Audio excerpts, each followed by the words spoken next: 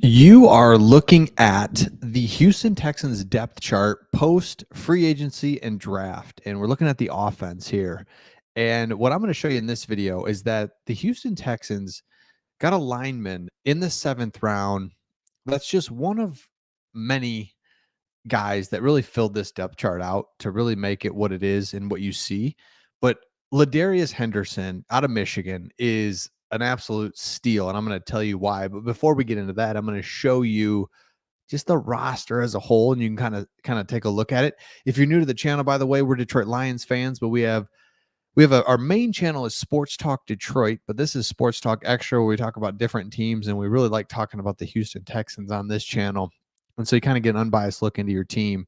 So the green shows free agents.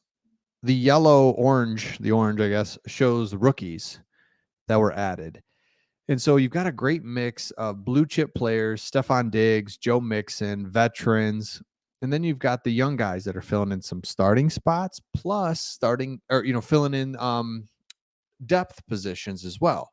You see LaDarius Henderson here at tackle, and LaDarius Henderson, and we'll get back to the depth chart and really look at the defense as well. And it's really interesting to see how the Texans have gone and revamped this thing, where, like I said, you got blue chip players along with just really good, nice, healthy depth as well.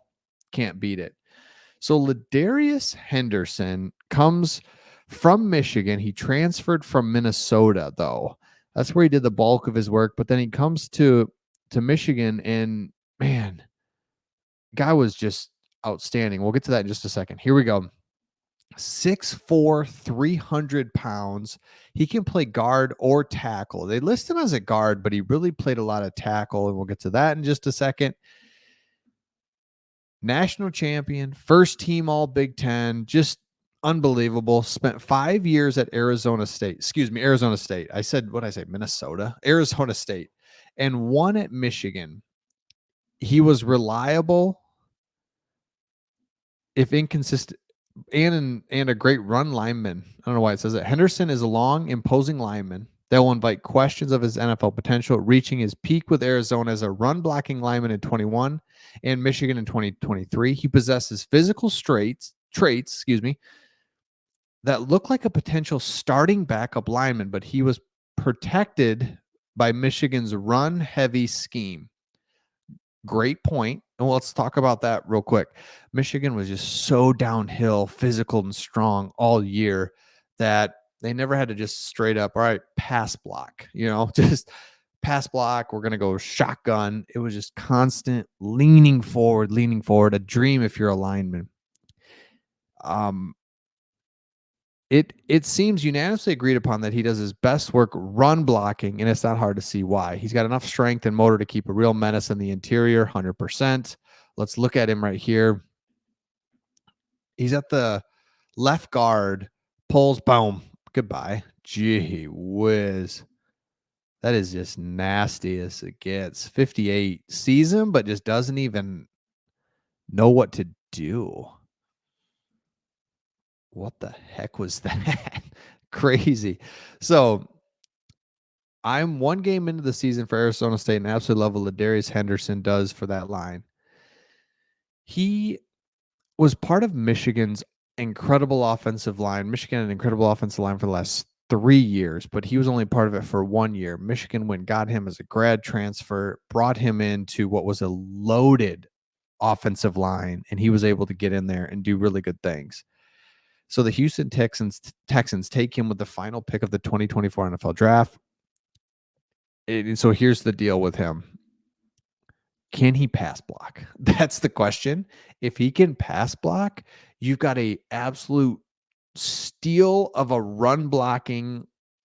He can play tackle or guard, and it's a complete steal if he can pass block. He just really wasn't asked to do it a lot. And when he was asked to pass block, Michigan was running a lot of scheme stuff. JJ McCarthy's moving around back there. So there was minimal, okay, pass block. We're going to do a 5-step drop.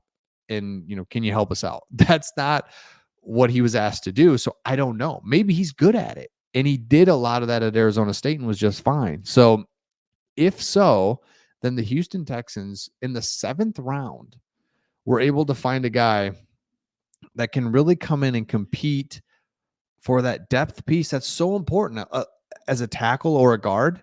So you can see, like I was saying, when you look at the offense and kind of how it's shaping up now with LaDarius Henderson being in there, with Laramie Tunsil, Blake Fisher, tackles are set. Now you need that swing tackle, that backup. You need 2 tackles, but plus he can play guard as well. That's huge. And again, 7th round guy. Now let's go down to the defense. Defense in the green again is free agents that you brought in. Daniil Hunter. Hello. And then in the orange is the rookies that you just drafted or undrafted free agents as well. The defense really gets a nice facelift just because the depth pieces plus blue chip, just like we're talking about. It's nice to add the Daniil Hunters of the world, but the Texans are able to get a lot of things in this 2nd and 3rd team. Now, let's be real. When the 53-man roster comes, you're really looking at you're 2 deep, and then a few extra guys when it gets to the 53-man roster really adds up quick to get to 53. So not all these guys are going to be on the team, but the point is you're increasing competition and really hoping that the best guys, because they will rise to the top, and those are the guys you're going to roll with. And that's where the Texans have completely not changed over the roster, just added to it. Man, really smart. Well done. Very active off season. But I think if you're a Houston Texans fan, you're so excited to see that. And you can't take it for granted. I mean, look at some of the dumb moves that were out there. Tennessee Titans. Let's just talk about that for a second. The Houston Texans made really strong, aggressive, smart moves through free agency and the draft because they see a window with their quarterback that's really good. Let's go make some moves. Let's try to win some games while we've got him on his rookie deal, CJ Stroud. And they did that. Perfect. You look at other teams around the league. You got the Tennessee Titans drafting T'Vondre Sweat, who's got alcohol problems and gets a DUI a couple weeks before the draft. And he draft him to Nashville, party town. It's like, I don't think that's a good idea. You look at the Atlanta Falcons grabbing a quarterback when they already have one. And you could try to argue that one all day. And it's just like, come on. So I'm just saying, don't take this for granted that you got a comparable, a GM that you can trust, a head coach that you can trust, a quarterback you can trust, a head coach and a GM that get along. All of these things that not most, but half the teams don't have. And it's incredible to me that half the teams have a GM that's just what are you doing? Come on. That's really weird.